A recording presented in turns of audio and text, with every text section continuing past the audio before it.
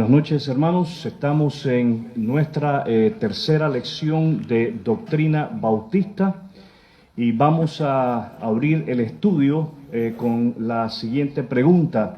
¿Cuáles son los requisitos necesarios? ¿Cuáles son los requisitos necesarios para ser miembro de una iglesia cristiana o, en lo que pertenece a nosotros, una iglesia bautista? La pregunta es, ¿cuáles son los requisitos necesarios para ser miembro de una iglesia cristiana o bautista? El miércoles pasado hablamos del arrepentimiento, hablamos de la fe y hablamos de la regeneración como requisitos necesarios para ser miembros de una iglesia cristiana o bautista. El arrepentimiento, la fe y la regeneración vamos a llamarles requisitos morales. Requisitos morales. ¿Cómo le vamos a llamar al arrepentimiento, la fe y la regeneración?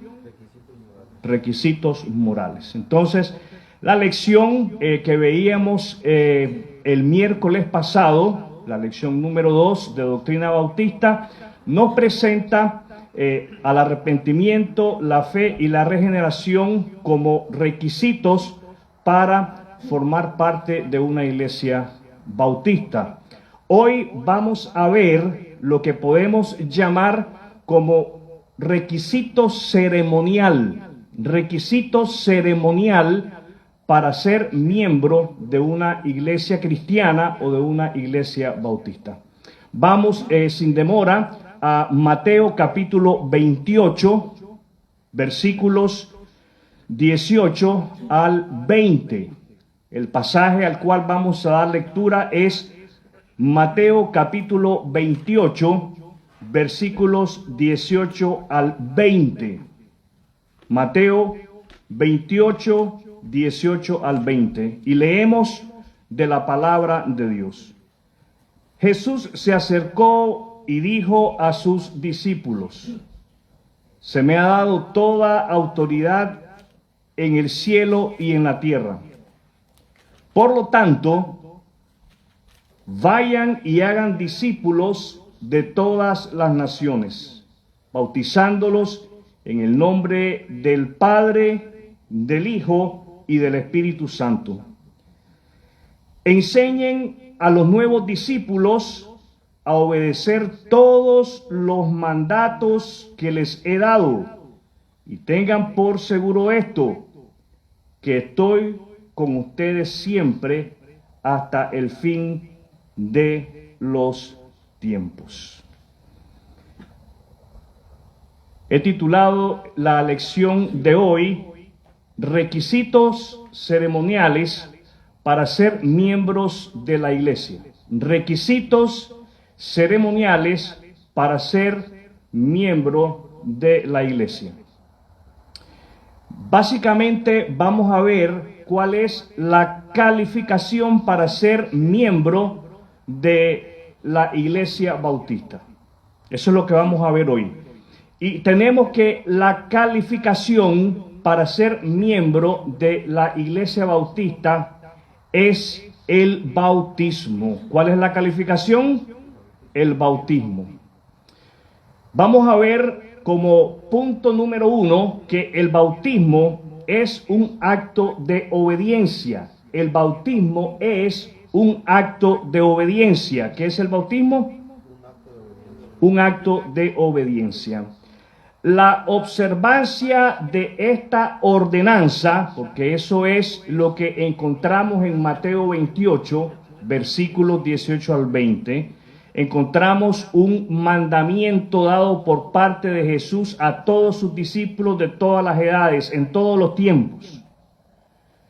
Esta ordenanza no es dada solamente a los discípulos en ese momento, es una ordenanza que se pasa de generación en generación a los discípulos del Señor. Entonces tenemos que la observancia de esta ordenanza es el primer acto público. Ponga atención, es el primer acto público de obediencia a Cristo por parte de ese nuevo creyente. Se obedece el Evangelio, se cree en el Evangelio en obediencia. Y se da este paso, el paso del bautismo en obediencia. La regeneración, mis hermanos, el arrepentimiento y la fe son asuntos privados.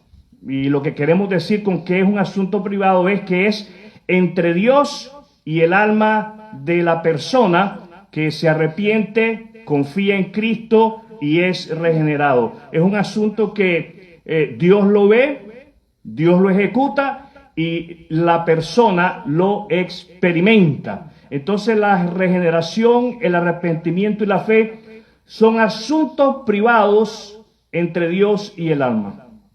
Estos implican piedad interna. ¿Qué implican? Piedad interna. Es algo que sucede en el interior del ser humano. Pero esta piedad debe de manifestarse externamente. Sabemos que sucede el arrepentimiento, la fe y la regeneración internamente en el ser humano, y eso que decíamos el miércoles pasado, que todo está entrelazado, no podemos separar una cosa de la otra.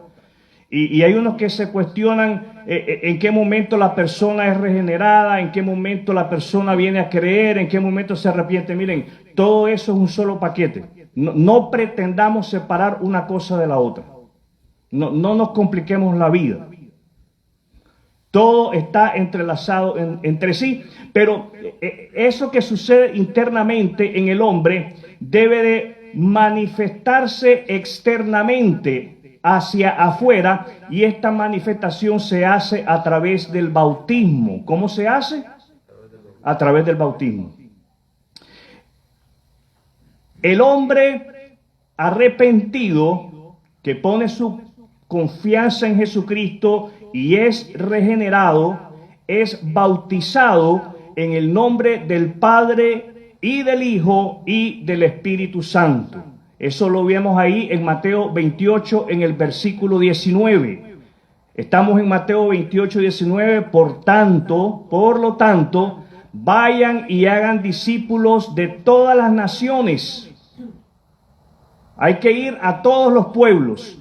Y se les va a bautizar a esos nuevos creyentes. Un discípulo es un creyente.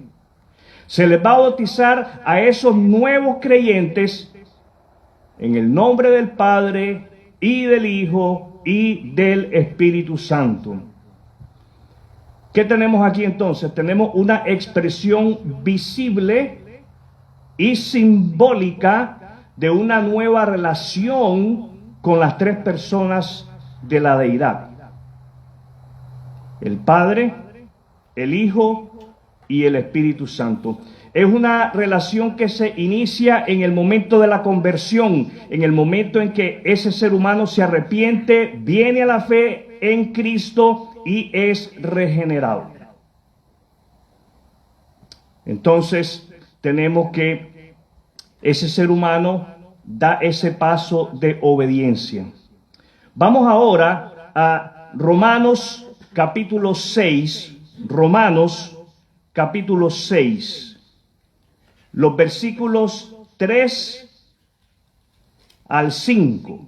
Romanos 6, versos 3 al 5. Y leemos de la palabra de Dios.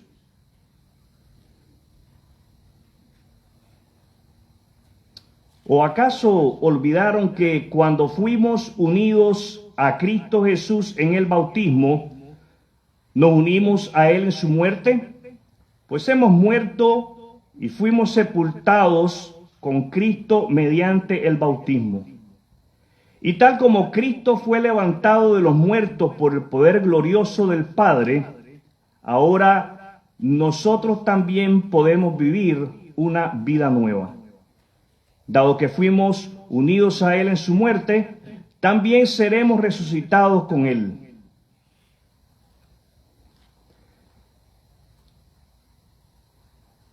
El segundo punto que vamos a tocar en esta noche en relación a este requisito ceremonial para ser miembro de una iglesia cristiana, una iglesia bautista, es que el bautismo es un acto simbólico de nuestra muerte, sepultura y resurrección. El bautismo es un acto simbólico de nuestra muerte, sepultura y resurrección. Podríamos decirlo de la siguiente manera. Entonces, ¿qué es el bautismo?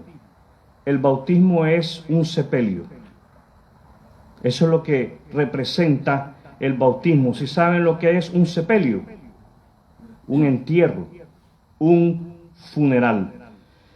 Se dice que somos bautizados en la muerte de Cristo. ¿En la muerte de quién somos bautizados? De Cristo.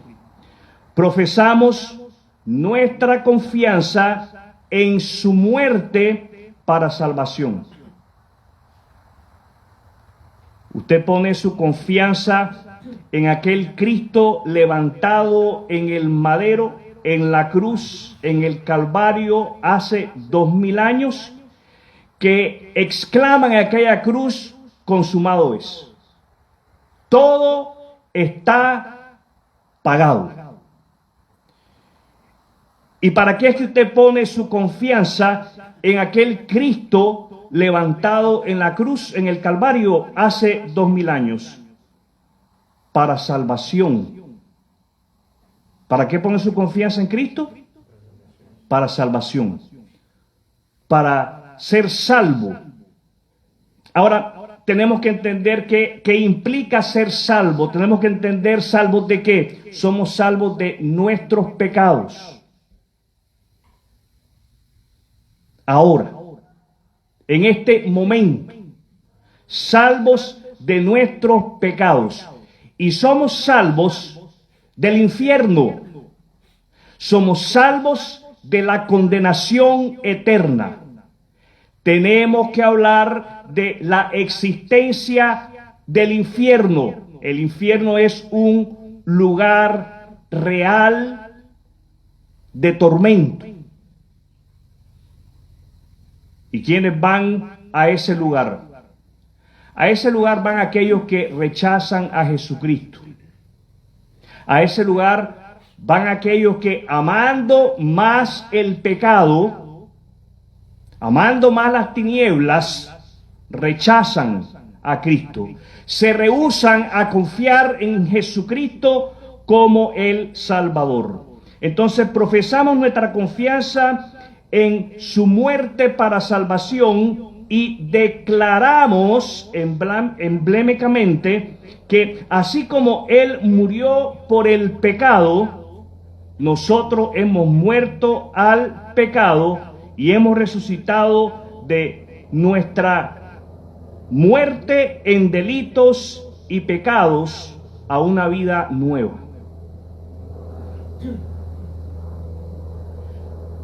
A la luz de Romanos 6:3 hasta el 5, es importante que usted y yo no olvidemos. ¿Qué es lo que no debemos de hacer? Olvidar. Es importante que no olvidemos. Please do not forget. Do not forget what it means to believe in Jesus Christ as your Savior. Es importante que no olvidemos lo que significa confiar en Jesucristo como nuestro Salvador. Significa que hemos sido unidos a Cristo. ¿Qué significa? Que hemos sido unidos a Cristo. ¿En qué? En su muerte, dice el apóstol Pablo ahí en el versículo 3. También significa que hemos muerto juntamente con Cristo y que hemos sido sepultados juntamente con Cristo mediante el bautismo. Y también significa que de la misma manera como Dios levantó a Jesucristo de entre los muertos con su poder, usted y yo hemos sido levantados por la gracia y la misericordia de Dios de entre los muertos por el poder glorioso de Dios Padre. Entonces todo eso es lo que representamos a través de las aguas bautismales. Ya saben, muerto juntamente con Cristo, sepultado juntamente con Cristo. Cuando usted está debajo del agua, eso es lo que usted está declarando públicamente. Que usted ha muerto con Cristo y está sepultado juntamente con Cristo. ¿Lo dejamos debajo del agua? No, por el poder de Dios, Pablo dice que Cristo se levantó de entre los muertos y eso es lo que estamos declarando públicamente cuando sacamos a esa persona del agua. Cuando esa persona sale del agua, estamos declarando que esa persona está naciendo a una vida nueva. Y fíjese bien, dice ahí, ahora nosotros también podemos vivir una vida nueva. ¿Qué clase de vida puede vivir el creyente? Una vida nueva. Podemos vivir una vida nueva. Escuche esto. A través del bautismo conmemoramos, celebramos. Eso es lo que esa palabra quiere decir. A través del bautismo conmemoramos solemnemente la sepultura y la resurrección del Señor Jesús y somos sepultados simbólicamente para el mundo. Eso es lo que estamos celebrando en las aguas bautismales. Que usted muere para el mundo. Vamos a Hechos capítulo 22, Hechos capítulo 22 en el versículo 16. Hechos 22, verso 16. Hechos 22, verso 16. Y leo de la palabra de Dios. ¿Qué esperas? Levántate y bautízate. Queda limpio de tus pecados al invocar el nombre del Señor. ¿Qué esperas? Levántate y bautízate. En el bautismo, mis hermanos, nuestros pecados son declarados, remitidos, perdonados, formalmente lavados.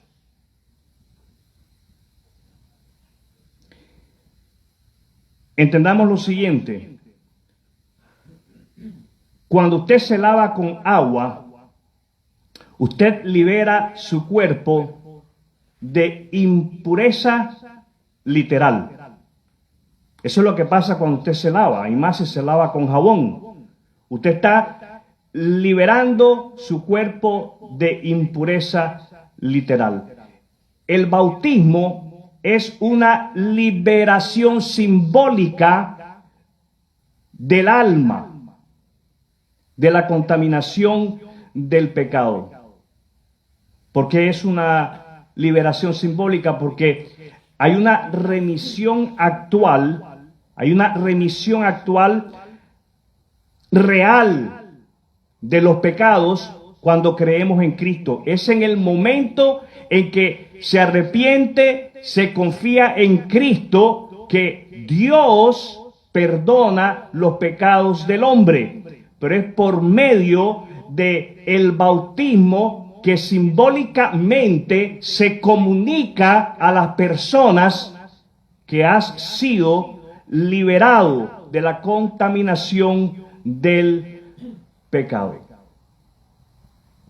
Entonces, el bautismo básicamente simboliza una remisión declarativa, formal y simbólica. Eso es lo que estamos haciendo. En el momento en que confías en Cristo, Dios perdona tus pecados a través de las aguas bautismales. Estás declarando, formalizando que has sido perdonado a través de la fe en Jesús. Entonces esto nos lleva a preguntar, ¿ha usted confiado en Jesucristo como su único y suficiente Salvador? ¿Y por qué es importante que preguntemos si ha confiado en Jesucristo como su único y suficiente Salvador? Porque hay personas que lamentablemente piensan que no basta con confiar en Cristo. Necesitamos las obras para entonces agradar a Dios y que Dios nos perdone y de esa manera nos dé el perdón de nuestros pecados y la vida eterna. No, mis hermanos, es necesario que declaremos, que pregonemos, que anunciemos que Jesucristo debe de ser el único y suficiente Salvador del alma del hombre. Entonces la pregunta se mantiene en la mesa. ¿Ha confiado en Jesús como el único y suficiente Salvador de su alma? Comparta el Evangelio con esa persona. Déjele saber que es necesario pedirle a Dios que le dé un corazón arrepentido para que de esa manera se vuelva a Dios a través de la fe en Jesucristo. Como creyentes en Jesucristo, quiero que me permita señalar lo siguiente. Primero, los puntos de vista ahora presentados en relación a estos requisitos morales y ceremoniales para ser miembro de la iglesia cristiana están de acuerdo con el Nuevo Testamento al referirse a la comisión de Cristo. Vamos a la comisión de Cristo. Mateo 28, 18 al 20. Se acerca Jesús y le dice a sus discípulos: se me ha dado toda autoridad en el cielo y en la tierra, por lo tanto, vayan. Vayan. Esos son los 3 puntos del miércoles pasado. Arrepentimiento, fe y regeneración. Hay que ir, hay que anunciar, hay que proclamar, hay que compartir las buenas nuevas de Jesucristo. Vayan, dice Jesús, y hagan discípulos de todas las naciones. Bautícenlos en el nombre del Padre, del Hijo y del Espíritu Santo, e enséñenles a los nuevos discípulos a obedecer todos los mandatos que les he dado, y tengan por seguro esto, que estoy con ustedes siempre hasta el fin de los tiempos.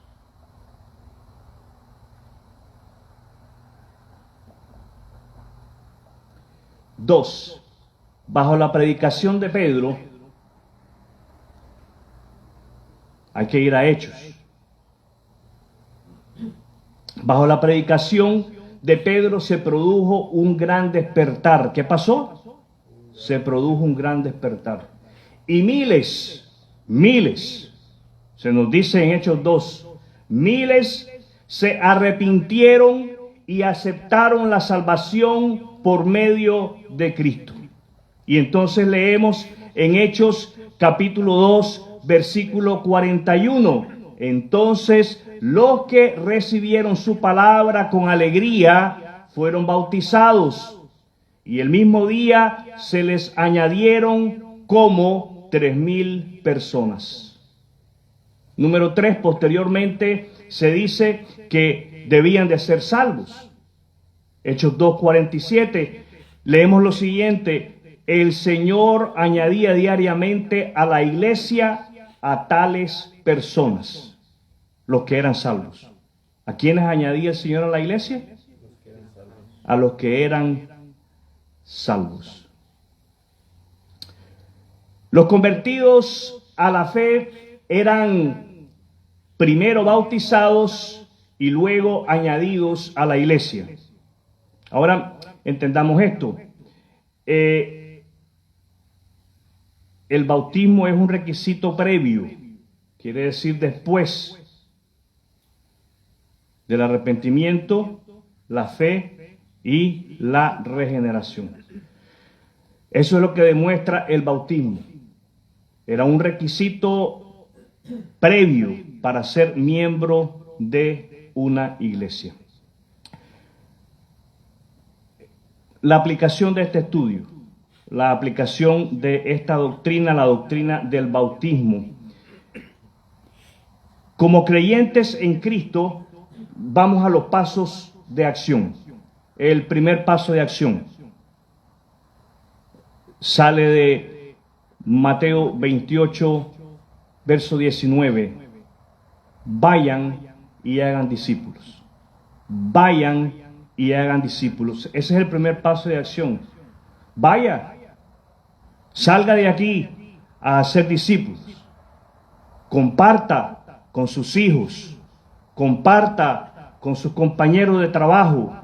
Comparta con sus compañeros de estudio el Evangelio de Jesucristo. Vayan y hagan discípulos. Paso número 2. Paso número 2. Viva cada día como una nueva persona en Cristo. Viva cada día como una nueva persona en Cristo.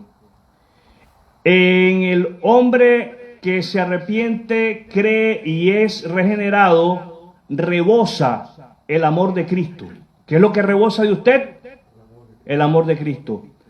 Ame a las personas de la misma manera como Dios le ha amado a usted. Paso número 3, paso de acción número 3, viva cada día en la libertad que Cristo le ofrece. Paso número 3, viva cada día en la libertad que Cristo le ofrece. Mi querido hermano, cultive su relación con Dios. ¿Qué va a hacer? Cultivar su relación con Dios. Cuide su relación con Dios. Si usted está manteniendo una relación saludable con el Señor, su relación con los hermanos en el cuerpo local va a ser saludable. Lo opuesto es verdad. Si usted no tiene una relación saludable con sus hermanos en el cuerpo local, no los traga y no los quiere ver, y usted no tiene el deseo de congregarse, es porque su relación con Dios no está bien. No se engañe. La palabra dice, si estamos en luz, como Él está en luz, tenemos comunión unos con otros. No salga con esta historia, con este cuento. Si estoy bien en mi relación con Dios, es suficiente. No necesito más nada. No, si usted está bien en su relación con Dios, todo lo demás va a fluir con naturalidad. No va a haber que forzarlo, no va a haber que rogarle que se congregue. Eso va a ser espontáneo, va a ser natural. ¿Por qué? Porque usted va a estar respondiendo a la voz de Cristo. ¿Se acuerdan cuál es el pasaje que yo he estado resonando en los últimos 2 estudios? Mateo 16, 18. Sobre esta roca edificaré mi iglesia. La iglesia nace en el corazón de Cristo. La intención de Cristo para todo creyente es que se congregue. Si tu relación está bien con Cristo, te vas a congregar, mi hermano. Te vas a congregar, mi hermano. 3 pasos de acción que es importante que nosotros pongamos en práctica. Quiero invitarle a que en este momento usted cierre sus ojos, incline su rostro. Vamos a tener un momento de oración.